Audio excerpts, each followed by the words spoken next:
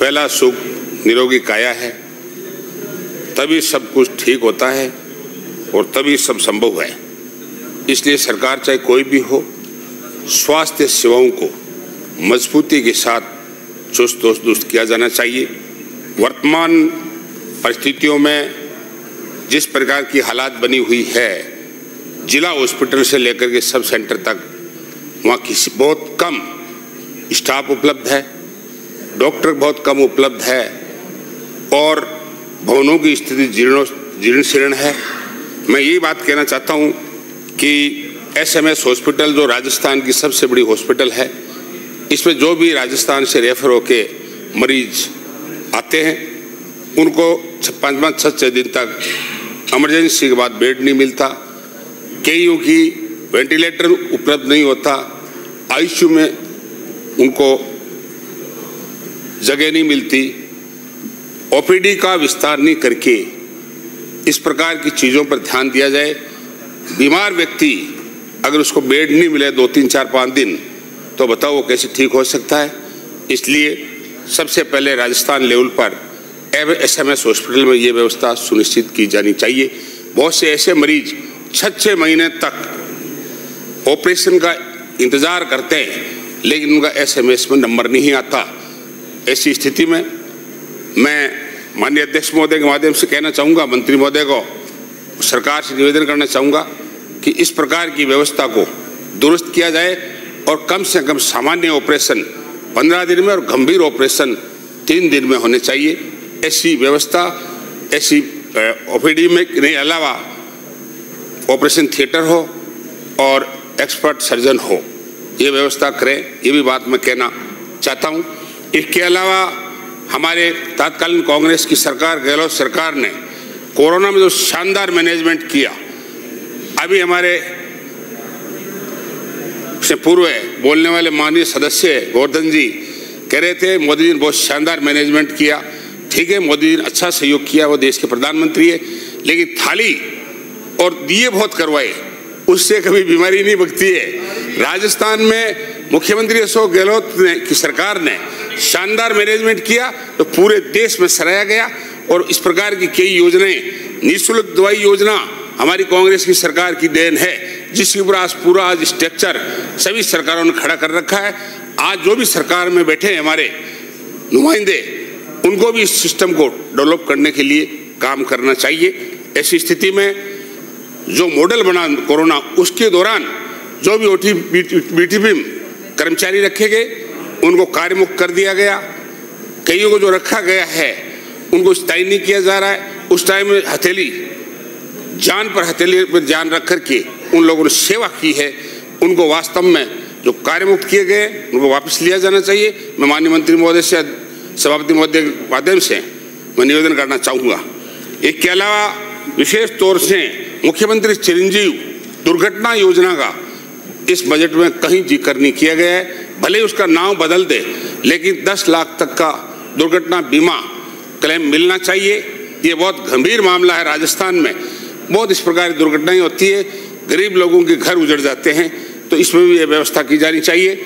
इसके अलावा 25 लाख तक का मुख्यमंत्री आयुष्मान आरोग्य योजना में जो ऑपरेशन नाम बदल दिया गया मुख्यमंत्री चिरंजीव योग का, उसमें कितने लोगों को कैशलेस इलाज होगा, इस संख्या या इस राशि का कहीं भी जिक्र नहीं किया गया है। ये व्यवस्था होनी चाहिए। इसके अलावा मैं ये कहना चाहूँगा कि जो भी स्वास्थ्य सेवाओं के लिए कैंप लगाए जाते हैं ब्लॉक स्तर पर, सिर्फ फॉर्मेलिटी है। उस दिन बहुत से डॉक्टर उसमें आके बैठ जाते हैं और OPD खाली पड़ी रहती है, लोगों की लाइनें लगी रहती है और उस दिन का डॉक्टर पूरा दिन निकाल देते हैं और जांच नाम का खून और ब्लड और यूरिन के अलावा कोई जांच नहीं होती। इसलिए जहाँ भी स्वास्थ्य संबंधी आप कैंप लगाएं, उसमें निश्चित तौर से सब प्रकार की जांचों की व्यवस्था होनी चाहिए। नहीं तो हॉस्पिटलों में ये व्यवस्था की जानी चाहिए ताकि वो दिन खराब न हो और उसमें जो गंभीर रोगी है उनको इलाज मिल सके। इसके अलावा मेरी विधानसभा क्षेत्र रतनगढ़ की जिला हॉस्पिटल, जिसको 4 साल हो गए कर्मोन्नत हुए, उसमें रेडियोलॉजिस्ट नहीं है, एनेस्थेटिया नहीं है, गायनिक सहित स्पेशलिस्टों का 43 में से 20 पद खाली है आज की तारीख में। ये बहुत गंभीर मामला है और ये सिर्फ रेफरल हॉस्पिटल बना हुआ है। मैं माननीय मंत्री महोदय से निवेदन करना चाहूँगा कि इसमें डॉक्टरों का पद स्थापन करें। कई बार मैं निवेदन किया, नाम भी सजेस्ट किए, और इसके अलावा सीटीसी स्कैन मशीन, एमआरआई की व्यवस्था भी जिला हॉस्पिटल में सुदृढ़ तरीके से की जाए, क्योंकि अभी कोई नए प्रकार के उपकरण उपलब्ध नहीं कराए गए। आँखों, नाक, कान के जांच के उपकरण भी बहुत कम है। एक आधे भामाशाह ने हमने व्यवस्था जरूर कराई है, इसलिए उसको भी जिला हॉस्पिटल लेवल के उपकरण उपलब्ध कराए जाने चाहिए। इसके अलावा मैं कहना चाहूँगा कि वहाँ जमीन मौजूद है। 2023-24 में 50 करोड़ रुपए इस बिल्डिंग के लिए मंजूर हुए, लेकिन 24-25 के बजट में काट करके 30 करोड़ रुपए सरकार द्वारा किए गए, उसके टेंडर हो गए, स्वीकृति जारी हो गई। आज तक माननीय मंत्री महोदय काम शुरू नहीं हुआ जिला हॉस्पिटल का, जबकि वहाँ जमीन उपलब्ध है। इससे बड़ी बात क्या हो सकती है? सिर्फ एक रेफरल हॉस्पिटल बना हुआ है, उससे यहाँ से मेडिकल कॉलेज है हमारे चूरू में, वहाँ भरतिया हॉस्पिटल में भी ऐसी कोई सुविधा नहीं है जिला स्तर मेडिकल कॉलेज के स्तर पर कि वहाँ कोई इलाज हो। वहाँ से उसको बीकानेर भेजा जाता है, बीकानेर से जयपुर के लिए रेफर किया जाता है, वो अपना दम तोड़ देता है। ये मरीजों के साथ एक मजाक है। मरीजों के साथ इतने करोड़ों रुपए सरकार के डेली खर्च होते हैं, तो ऐसी व्यवस्था में बदलाव किया जाना चाहिए। ये रेफर हॉस्पिटल सामान्य डिलीवरी को रेफर कर देते हैं, जिला हॉस्पिटल खेद का विषय, तो डॉक्टर नहीं है, व्यवस्था नहीं है, इसलिए इन चीज़ों को गंभीरता से लिया जाए।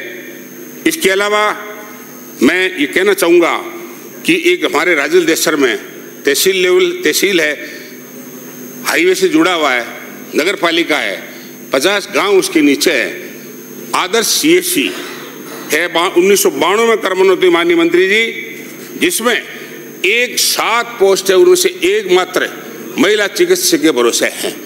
2 लोगों की डेपुटेशन कर रखे हैं, वो डेपुटेशन नियुक्त करने के बावजूद 2 लोग ज्वाइन नहीं करते। मैं माननीय मंत्री महोदय से निवेदन करना चाहता हूँ कि वहाँ 18 दिन से, माननीय मंत्री जी बहुत गंभीर बात कह रहा हूँ, आप बात को सुने, 18 दिन से वहाँ सभी पार्टियों के पत्रकारों ने और सर्व समाज ने धरना दे रखा है। वहाँ आपका कोई प्रतिनिधि बात करने वाला नहीं है, और वहाँ 500 आदमियों की ओपीडी है। इसलिए मंत्री जी बात सुनो, आज आपके राज्य में वहाँ लोग हड़ताल पर बैठे हैं, पत्रकार हड़ताल पर बैठे हैं, और वहाँ एक आदमी के भरोसे चल रहा है। ये मेरा ये निवेदन है कि वहाँ तत्काल कोई व्यवस्था, अल्टरनेटिव व्यवस्था की जाए और डॉक्टरों की व्यवस्था करके और ये व्यवस्था की जाए। ये मंत्री जी का मैं ध्यान आकर्षित करना चाहता हूँ।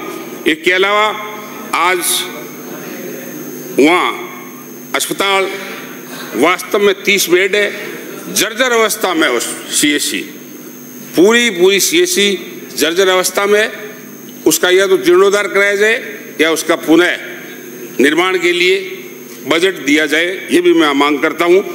और 30 बेड से 50 बेड की हॉस्पिटल करने की भी मांग मैं आपके सामने रखता हूँ। एक छापर कस्बा है जिसमें 5 डॉक्टरों की पोस्ट है, 2 डॉक्टर की पोस्ट खाली है। हालात ये है कि वहाँ भी 500 मरीजों की ओपीडी है, लेकिन बैठने के लिए वहाँ फर्नीचर नहीं है, डॉक्टर के लिए कुर्सी नहीं है, कोई व्यवस्था नहीं है। हालांकि हमने एमएलए से देने की बात कही, लेकिन एमएलए में हॉस्पिटल में फर्नीचर अलाउ नहीं है। एमएलए में अलाउ कराया जाए, हम हॉस्पिटल में फर्नीचर दे देंगे। ऐसी स्थिति में विशेष तौर से मैं ये बात करना चाहता हूँ। इसके अलावा पड़ियारा हमारी सीएससी है, उसमें 3 डॉक्टर है, अभी 2 डॉक्टर लगे और 1 डॉक्टर इसमें लगा हुआ है। माननीय सभापति महोदय, इसलिए मेरा ये निवेदन है, शिक्षा और स्वास्थ्य, इसके अलावा मैं एक 2 बात और कहना चाहता हूँ कि मेरे विधानसभा क्षेत्र में पर बोलने का मौका दिया, इसके लिए धन्यवाद। कर दियोगे सभापति महोदय,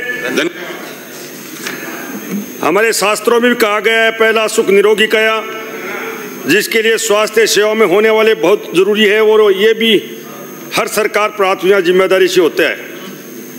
और ये खुशी की बात भी है कि राजस्थान सरकार बजट 25 और 26 में शिक्षा क्षेत्र में